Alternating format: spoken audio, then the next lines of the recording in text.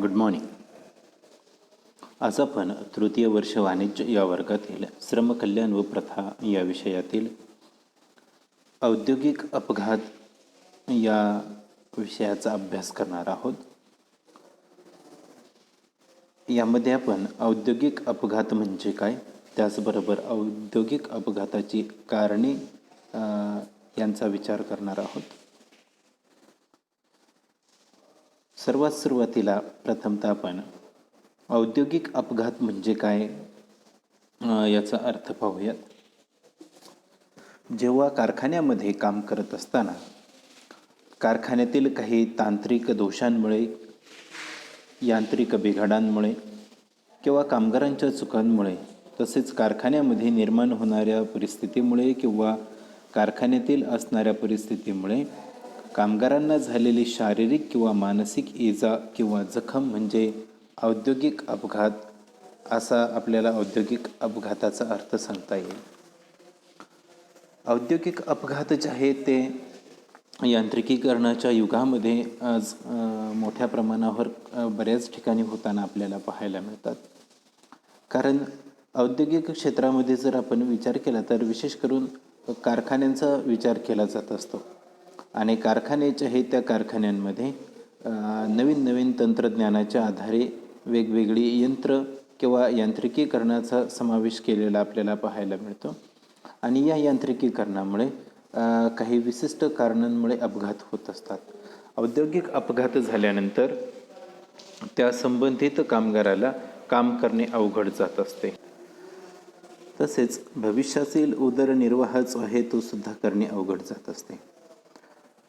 बऱ्याच वेळेला औद्योगिक अपघातांमध्ये सापडलेल्या कामगारांचे जीवन जे आहे ते भविष्यातील जीवन विस्कळीत होऊन जाते आणि असे जीवन विस्कळीत होऊ नये यासाठी औद्योगिक अपघात घडू नयेत याची काळजी व्यवसायांनी घेतली पाहिजे. तसेच कामगारांनी सुद्धा काम करत असताना योग्य ते लक्ष देऊन काम करणं गरजेचं आहे. जर औद्योगिक अपघातामध्ये जर एखाद्या कामगार बळी गेला असेल तर त्याच्या कुटुंबाचा भविष्याचा विचार करणं गरजेचं असतं किंवा त्या कुटुंबाला कारखान्याकडून आर्थिक स्वरूपामध्ये किंवा आर्थिकेतर काही सुविधा देऊन त्याचं भविष्य कसं उज्ज्वल होईल याचा विचार करणं गरजेचं असतं. परंतु आज प्रत्यक्षामध्ये मात्र तसं होताना आपल्याला बऱ्याच अंशी पाहायला मिळत नाही.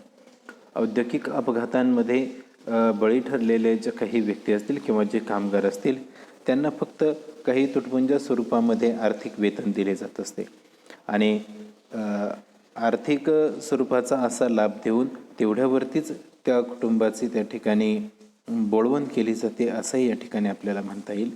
परंतु कामगार कल्याण कायद्यामध्ये जर आपण विचार केला तर औद्योगिक अपघात झालेल्या कामगारांना किंवा औद्योगिक अपघातातून अपंगत्व जर राहिलं असेल तर तो कामगार जोपर्यंत जिवंत आहे तोपर्यंत त्याच्यासाठी काही आर्थिक तरतूद करणं गरजेचं आहे. किंवा जर एखाद्या कामगाराचा अपघातामध्ये जर मृत्यू झाला असेल तर त्याच्या पश्चात असणारं जे काही त्याचं कुटुंब असेल त्या कुटुंबाच्या कल्याणासाठी काही उपाययोजना करणं गरजेचं असतं किंवा काही उपाययोजना झाल्या पाहिजेत आणि याचा समावेश या ठिकाणी आपल्याला कायद्यामध्ये सुद्धा झालेला पाहायला मिळतो. कामगार कल्याणाच्या दृष्टिकोनातून औद्योगिक अपघात जे आहेत ते खूप महत्त्वाचे मानले जात असतात. कारण कोणत्या व्यक्तीला कोणत्या प्रसंगी काय होईल हे सांगता येत नाही आणि म्हणूनच औद्योगिक अपघात जे आहे ते संभाव्य किंवा गृहीत धरले जात असतात. ज्या ज्या ठिकाणी औद्योगिक अपघात घडू शकतात अशी परिस्थिती निर्माण झालेली असते अशा कारखान्यांमध्ये विशेषतः याचा जास्त विचार करणं गरजेचं असतं आणि औद्योगिक अपघात झाल्यानंतर तो संबंधित कामगार जो असेल तो कामगार त्याच्या देखभालीचा जो काही खर्च असेल किंवा त्याच्या वैद्यकीय सेवांचा काही खर्च जो असेल तो सुद्धा कारखान्याने पुरवणं गरजेचं असतं. औद्योगिक अपघात जे आहेत ते होत असताना त्याची वेगवेगळी कारणं आपल्याला पाहायला मिळतात आणि कारणांचे साधारणतः 3 प्रकार आहेत.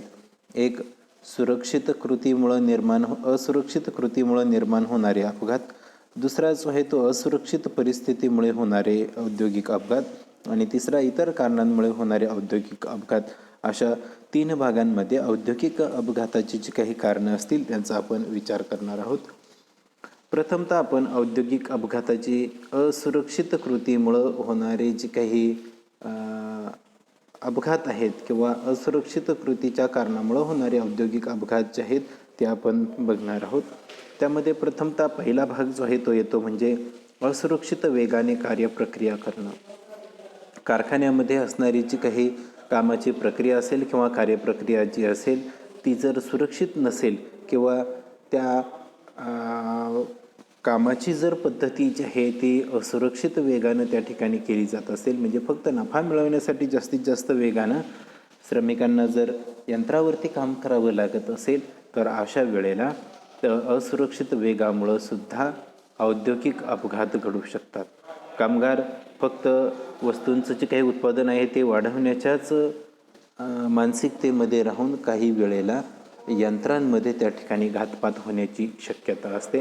त्यामुळं असुरक्षित वेग जो आहे किंवा असुरक्षित वेगाची जी काही कार्यपद्धती आहे ते प्रथमतः औद्योगिक अपघाताच्या असुरक्षित कृतीमधलं कारण त्या ठिकाणी आपण मानू शकतो. त्यानंतर असुरक्षित हालचाल करणं.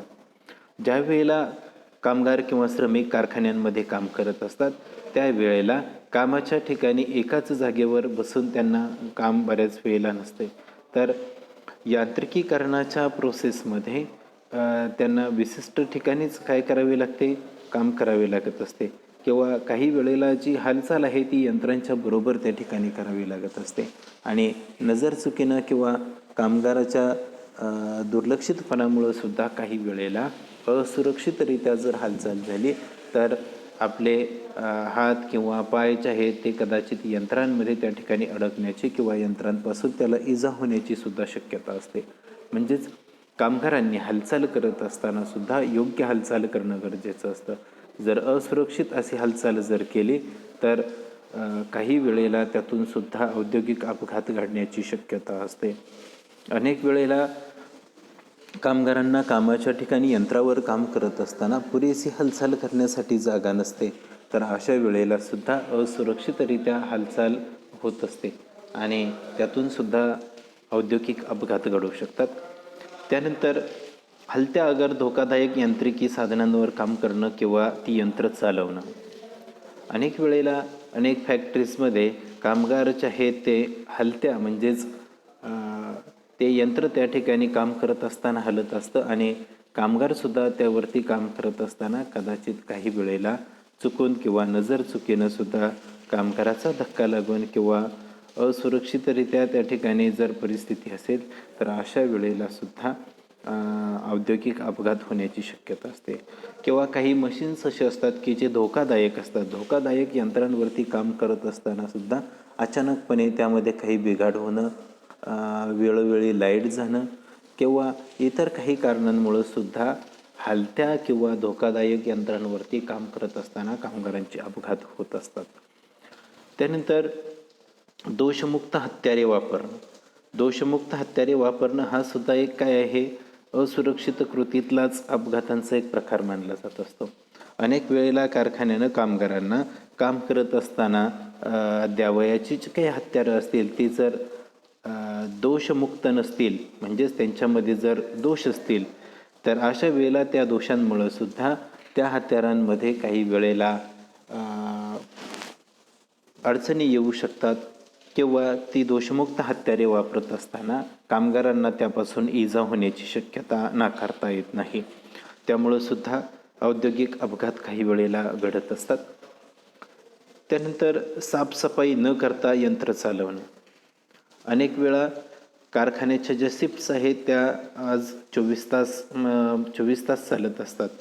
किंबहुना 24 तासांमध्ये 3 शिफ्टमध्ये कारखान्याचं काम जे आहे ते अहोरात्र चालत असतं आणि अशा वेळेला कारखान्यामध्ये बऱ्याच वेळेला यंत्रांची जी काही साफसफाई असेल ती योग्य पद्धतीनं केली जात नाही किंवा त्यासाठी वेळ नसतो आणि अनेक वेळेला साफसफाई न करता जी काही यंत्र चालवली जात असतात त्याच्यामध्ये बिघाड होण्याची जास्त शक्यता असते किंवा त्यातून कामगारांना सुद्धा मोठ्या प्रमाणावरती धोका होऊ शकतो, इजा होऊ शकते आणि औद्योगिक अपघातसुद्धा मोठ्या प्रमाणावरती या दृष्टिकोनातून घडू शकतात.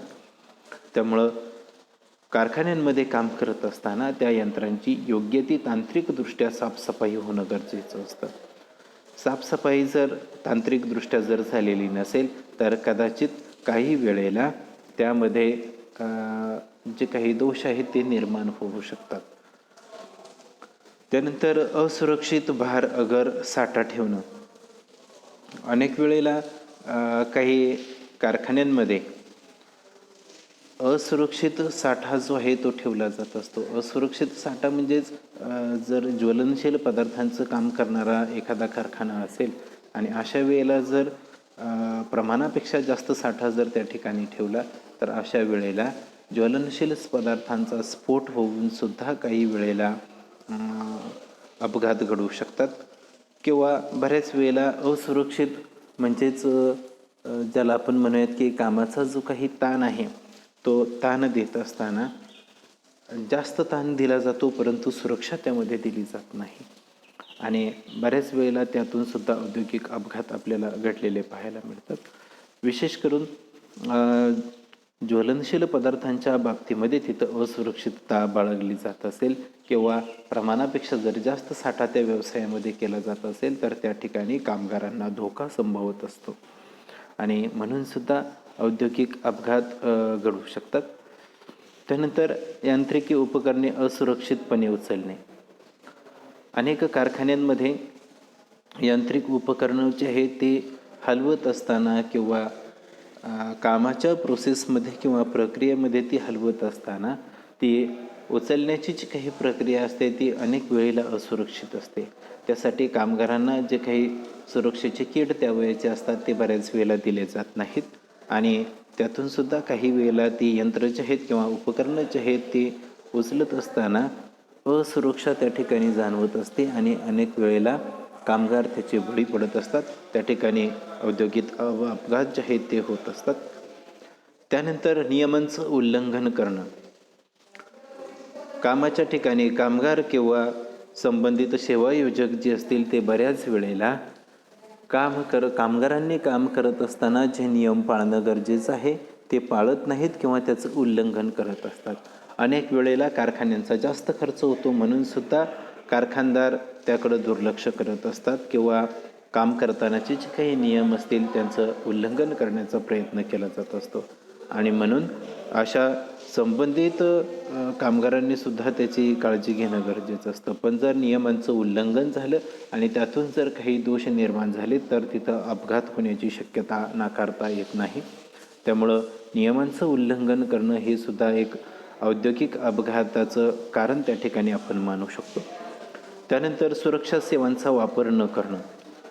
कारखान्यामध्ये काम करत असताना सुरक्षा सेवांचा वापर जो आहे तो कामगारांनी करणं गरजेचं असतं. उदाहरणार्थ समजा कारखान्यांमध्ये काम करताना हँड ग्लोव्ज वापरणे, हेल्मेट वापरणे किंवा सुरक्षा किट जे आहे त्याचा वापर करणे. त्याचबरोबर रासायनिक प्रक्रिया ज्या ठिकाणी चालतात अशा ठिकाणी मास्कचा उपयोग करणे. अशा अनेक सुरक्षा सेवांचा वापर न करता जर एखाद्या कारखान्यामध्ये काम केलं जात असेल तर तिथंसुद्धा औद्योगिक अपघात जे आहेत ते घडू शकतात आणि त्या औद्योगिक अपघाताचा परिणाम जो आहे तो कामगारांवरती होऊ शकतो. त्यानंतर कामगारांचा असणारा निष्काळजीपणा हे सुद्धा औद्योगिक अपघाताचं एक कारण मानलं जात असतं. अनेक वेळेला कामगार जे आहेत ते कामगार जर उदासीन असतील तर अशा वेळेला अडचणी निर्माण होत असतात.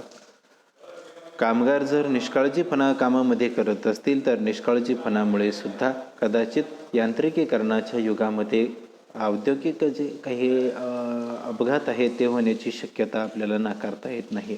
यंत्रावरती काम करत असताना कामगारांनी योग्य लक्ष देणं गरजेचं असतं किंवा त्या यंत्रांचे जे काही नियम आहेत ते नियमांचं पालन करणं गरजेचं असतं. अनेक वेळेला कामगार जे आहेत या बाबतीमध्ये काय करतात, निष्काळजीपणा दाखवत असतात आणि त्यातून सुद्धा असुरक्षितता निर्माण होऊन औद्योगिक अपघात घडत असतात. त्यामुळं हे सुद्धा एक महत्त्वाचं कारण मानलं जात असतं. यानंतर औद्योगिक अपघाताची कारणं या ठिकाणी आपण पाहणार आहोत. असुरक्षित परिस्थितीमुळे निर्माण होणारी अपघाताची कारणं. विशेषतः असुरक्षित डिझाईन, हत्यारं, यंत्र यांना अपुरं संरक्षण असणं, अगर दोषपूर्ण असणं, हे सुद्धा एक असुरक्षित परिस्थिती मानली जात असते. अनेक वेळेला कारखान्यांमध्ये काम करत असताना कामगार जे हत्यारे वापरणार आहेत किंवा यंत्र वापरणार आहेत, त्यांना जर योग्य डिझाईन्स जर केलेले नसतील तर कदाचित काही वेळेला ते हातातून निसटण्याची शक्यता असते किंवा योग्य डिझाईन न केल्यामुळं कामगारांना त्याची जी काही इजा आहे ती होऊ शकते. तसंच हत्यारं किंवा यंत्र यांना संरक्षण त्या ठिकाणी असणं गरजेचं आहे की जेणेकरून कामगारांना हाताळत असताना ती योग्य प्रकारे त्या ठिकाणी हाताळता येतील. जर त्यामध्ये दोष असतील तर त्यापासून त्या ठिकाणी कामगारांना संरक्षण करणं जे आहे ते अवघड होऊन जाईल. त्यामुळं असुरक्षित पद्धतीचे असणारे जे काही डिझाईन्स असतील मशिनरींचे ते किंवा हत्यारं आणि यंत्र यांचं असणारं जे काही अपुरं संरक्षण असेल ते सुद्धा अनेक वेळेला औद्योगिक अपघाताचं कारण त्या ठिकाणी ठरू शकतं. त्यानंतर स्टोअर्स आणि मांडणी यांची धोकादायक व्यवस्था असणं हे सुद्धा एक असुरक्षित परिस्थिती आहे. कारखान्यामध्ये काम करत असताना कारखान्यातील स्टोअर्स जे आहेत त्यांची मांडणी जर योग्य व्यवस्थित नसेल किंवा कामाच्या ठिकाणी मशिनरी जी आहे त्यांची मांडणी जर व्यवस्थित केलेली नसेल, ती जर धोकादायी जर असेल तर अशा वेळेला सुद्धा त्यामध्ये अडचणी निर्माण होऊ शकतात. त्यानंतर असुरक्षित वायुविजन ही सुद्धा एक असुरक्षित परिस्थिती म्हणून औद्योगिक अपघाताचं कारण बऱ्याच वेळेला आपण मानू शकतो. उद्योगामध्ये काम करत असताना कामगारांना पुरेसं वायुविजन मिळणं गरजेचं आहे. योग्य प्रमाणामध्ये जर त्यांना ऑक्सिजन मिळाला असेल, स्वच्छ प्रकाश जर मिळाला असेल तर कामगारांना काम करत असताना अडचणी येणार नाहीत किंवा त्यांच्या शरीराला कुठल्याही प्रकारच्या अडचणी उद्भवणार नाहीत. परंतु असुरक्षित स्वरूपाचं वायुविजन असेल, पुरेसा ऑक्सिजन त्यांना मिळत नसेल किंवा स्वच्छ प्रकाश जर मिळत नसेल तर काही वेळेला कामगार जे आहेत ते गुदमरून त्यांचा मृत्यू होऊ शकतो किंवा अपघातसुद्धा त्या ठिकाणी होऊ शकतो किंवा त्यांच्या शरीराला त्या ठिकाणी धोका पोहोचू शकतो. त्यामुळं असुरक्षित वायुविजन हे सुद्धा एक औद्योगिक अपघाताचं असुरक्षित परिस्थितीमुळं निर्माण होणारं कारण मानलं जात असतं. त्यानंतर असुरक्षित पद्धती, प्रक्रिया किंवा कार्यपद्धती आणि नियोजन यासुद्धा गोष्टी औद्योगिक अपघातामध्ये कारणांमध्ये येत असतात. कारण कारखान्यामध्ये काम करत असतानाची कार्यपद्धती जर सदोष असेल, त्या ठिकाणी जर असुरक्षितपणा असेल किंवा प्रक्रिया जी आहे ती मुळतःच जर दोषयुक्त असेल किंवा त्याचं नियोजन जर व्यवस्थित झालेलं नसेल तर अशा वेळेला सुद्धा कारखान्याच्या ठिकाणी औद्योगिक अपघात घडण्याची दाट शक्यता असते. त्यानंतर असुरक्षित गणवेश हे सुद्धा एक असुरक्षित परिस्थितीचं कारण त्या ठिकाणी मानलं जात असतं आणि यातून औद्योगिक अपघात होऊ शकतात. कारखान्यामध्ये काम करत असताना ज्या परिस्थितीमध्ये काम करायचं आहे त्या परिस्थितीला अनुरूप कामगारांचा गणवेश असणं गरजेचं असतं. कामगारांचा गणवेश जर असुरक्षित असेल तर त्यांना कदाचित उष्णतेचे किंवा वेगवेगळ्या रसायनांच्या ज्या काही प्रक्रिया होत असतात त्यातून कारखान्यामध्ये अडचणी निर्माण होऊ शकतात किंवा कामगार जे आहेत त्यांच्या शरीराला इजा पोहोचू शकते. आणि म्हणून कारखान्यामध्ये काम करत असताना कामगारांनी योग्य पद्धतीचा गणवेश जो आहे तो वापरणं गरजेचं असतं आणि असुरक्षित जर गणवेश असेल तर अडचणी त्यामध्ये निर्माण होतील. त्यानंतर जमिनीचा घसरडा असणारा भाग हे सुद्धा एक औद्योगिक अपघाताचं असुरक्षित परिस्थितीतील कारण या ठिकाणी आपण मानू शकतो. कारण महत्त्वाचा भाग यामध्ये आहे की अनेक ठिकाणी काही वेळेला आवश्यकतेनुसार जमिनीचा भाग जो आहे तो घसरडा केलेला असतो. म्हणजेच त्या कारखान्यातील कामाचा पद्धतीचा तो एक भाग असू शकतो, परंतु कामगाराच्या दृष्टिकोनातून मात्र कामगार अशा ठिकाणी घसरड्या भागावरून सटकून पडू शकतात. त्यांच्या शरीराला किंवा मानसिकतेला सुद्धा त्या ठिकाणी धक्का पोहोचू शकतो. अनेक वेळेला जमिनीच्या घसरड्या भागावरून एखादा कर्मचारी जो आहे तो सरकल्यानंतर तो खाली पडल्यानंतर त्याला इजा होऊ शकते. त्यामुळं ही सुद्धा एक असुरक्षित परिस्थिती असते. अनेक वेळेला कारखान्याच्या ठिकाणी काम करत असताना माल ने आण करण्यासाठी असणारी जी काही ज्याला आपण म्हणतो की सीडीची आवश्यकता तिथं असणं गरजेचं आहे, परंतु ती जर उपलब्ध नसेल आणि जमिनीवरूनच माल जर घसरत पाठवण्याची व्यवस्था केलेली असेल, तर अशा वेळेला सुद्धा तो माल किंवा त्या यंत्रांच्या ने आण करण्यामुळं सुद्धा काही वेळेला अडचणी निर्माण होऊ शकतात, त्यातून अपघात घडू शकतात. त्यानंतर दुसरा महत्त्वाचा भाग यांत्रिकीकरणाचा असुरक्षित असणारा प्रबंध. आज आपल्याला माहिती आहे की यांत्रिकीकरणाशिवाय कारखाने शक्यतो चालत नाहीत. विशेष करून कारखान्यांमध्ये यंत्रांचा समावेश हा असतोच, परंतु हा यंत्रांचा समावेश करत असताना तो सुरक्षित त्या ठिकाणी वापर करणं गरजेचं असतं किंवा त्या मशिनरींचं जे काही इन्स्टॉलेशन करणं गरजेचं असतं ते योग्य पद्धतीनं करणं योग्य ठरत असतं. विशेष करून यंत्रांची जे काही इन्स्टॉलमेंट आहे ती करत असताना किंवा ते इन्स्टॉलेशन करत असताना योग्य ती खबरदारी घेणं गरजेचं असतं की या यंत्रावरती काम करणाऱ्या कर्मचाऱ्यांना कोणत्याही प्रकारची इजा होणार नाही. त्याचबरोबर यंत्राच्या आसपास फिरणाऱ्या इतर कर्मचाऱ्यांना सुद्धा त्याचा त्रास होणार नाही. प्लस ते यंत्र जे आहे ते अतिशय चांगल्या पद्धतीनं म्हणजे सुरळीतपणे त्या ठिकाणी काम करू शकेल. अनेक वेळेला यांत्रिकीकरणाचा जो काही भाग आहे तो औद्योगिक अपघाताला कारणीभूत ठरत असतो. त्यामुळं सुरक्षितरित्या जर त्याचा प्रबंध जर केलेला नसेल तर अशा वेळेला अडचणी निर्माण होऊ शकतात. अनेक कारखान्यांमध्ये एकापेक्षा जास्त यंत्र वापरली जात असतात आणि ते योग्य पद्धतीनं बसविलेली नसतात किंवा कामगार काम करत असताना त्यामध्ये असुरक्षितता जाणवत असते. अनेक वेळेला यंत्रांचे असणारे जे कवर्स आहेत ते कवर्स त्या ठिकाणी बसवलेले नसतात. त्यामुळं कामगारांना त्यातून सुद्धा त्या ठिकाणी कदाचित धोका पोहोचण्याची शक्यता नाकारता येत नाही. त्यानंतर व्यक्तिगत संरक्षण किंवा दोषयुक्त कपडे किंवा संरक्षक कठडे यासुद्धा गोष्टी काय आहेत, सुरक्षित परिस्थितीच्या दृष्टिकोनातून महत्त्वाच्या मानलेल्या आहेत. म्हणजेच या गोष्टी औद्योगिक अपघाताला कारणीभूत ठरू शकतात. व्यक्तिगत संरक्षण जे आहे ते व्यक्तिगत संरक्षण जर कामगारांना घेता आलं नाही किंवा कामगारांना आपलं स्वतःचं जर संरक्षण अशा कारखान्यांमध्ये जर करता येत नसेल तर त्यातून सुद्धा अनेक वेळेला औद्योगिक अपघात घडू शकतात. किंवा कामाच्या ठिकाणचा असणारा गणवेश जो आहे तो जर योग्य नसेल किंवा दोषयुक्त जर तो असेल किंवा गणवेश नसताना कामगार जे आहेत ते दोषयुक्त कपडे घालून जर त्या कारखान्यांमध्ये काम करत असतील तरीसुद्धा औद्योगिक अपघात घडण्याची शक्यता नाकारता येत नाही. कारखान्यामध्ये काम करत असताना संरक्षक कठड्यांचा जर वापर केलेला नसेल तर अनेक वेळेला कामगार चढ उतार करत असताना किंवा कामाच्या ठिकाणी हालचाल करत असताना खाली पडण्याची शक्यता असते किंवा तिथं सुद्धा औद्योगिक स्वरूपाचे अपघात होण्याची शक्यता मोठ्या प्रमाणावरती असते. यानंतर औद्योगिक अपघाताची जी काही इतर कारणं आहेत ती या ठिकाणी आपण पाहणार आहोत. त्यामध्ये इतर कारणांमध्ये सगळ्यात महत्त्वाचा भाग येतो तो म्हणजे प्रशिक्षणाचा अभाव.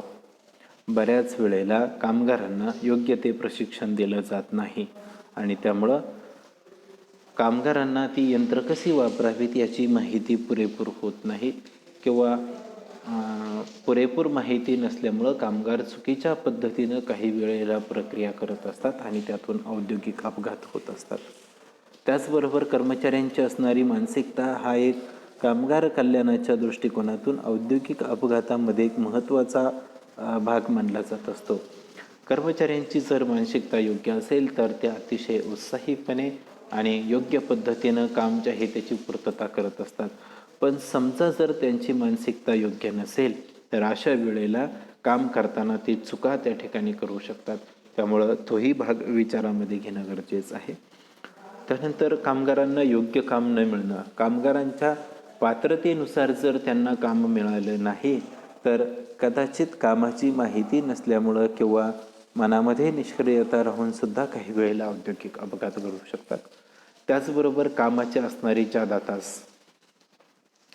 माणसाची मानसिकता जी आहे ती साधारणतः विशेष करून ठरलेली असते.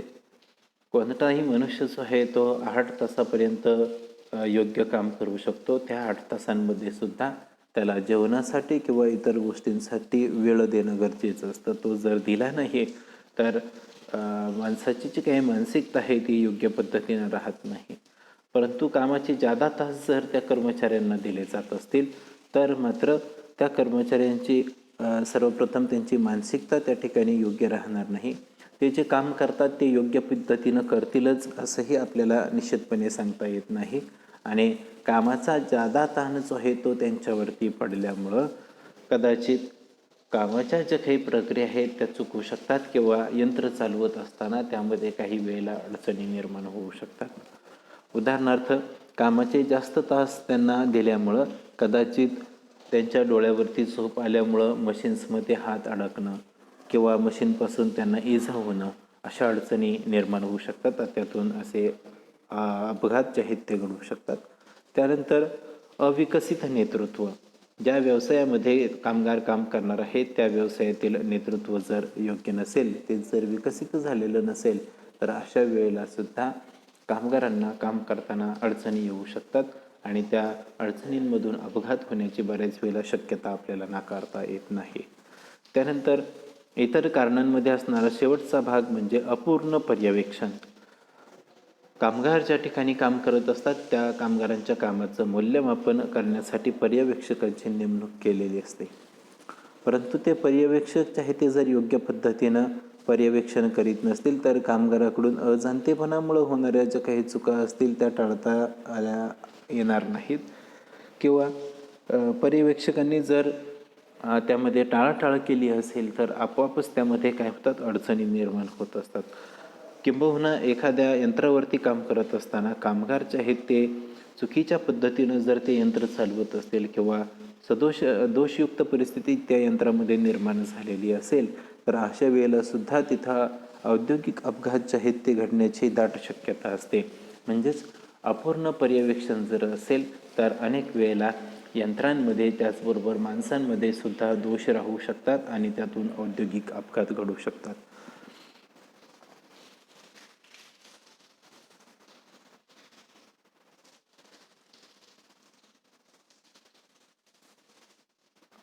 आज आपण औद्योगिक अपघात म्हणजे काय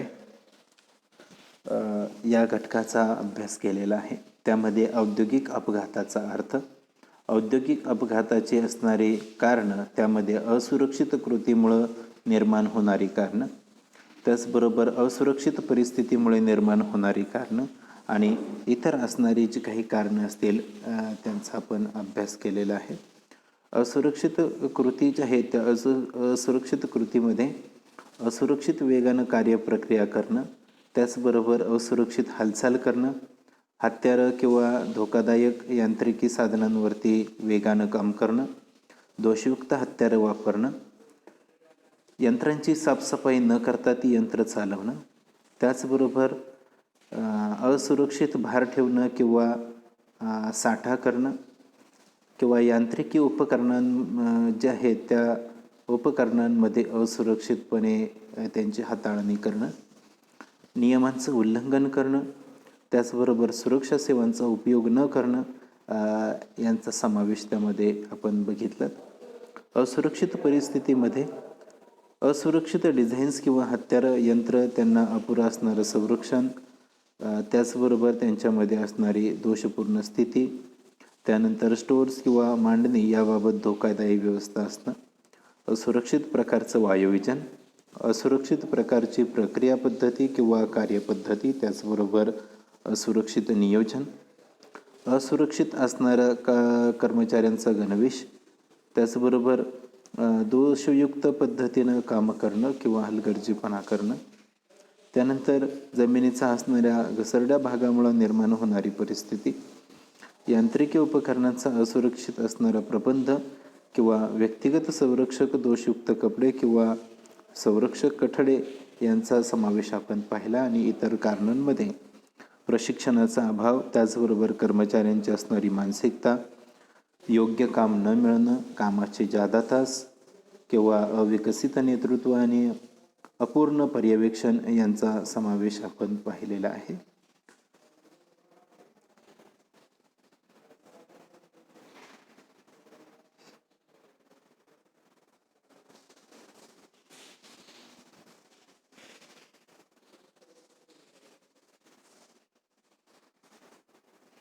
धन्यवाद.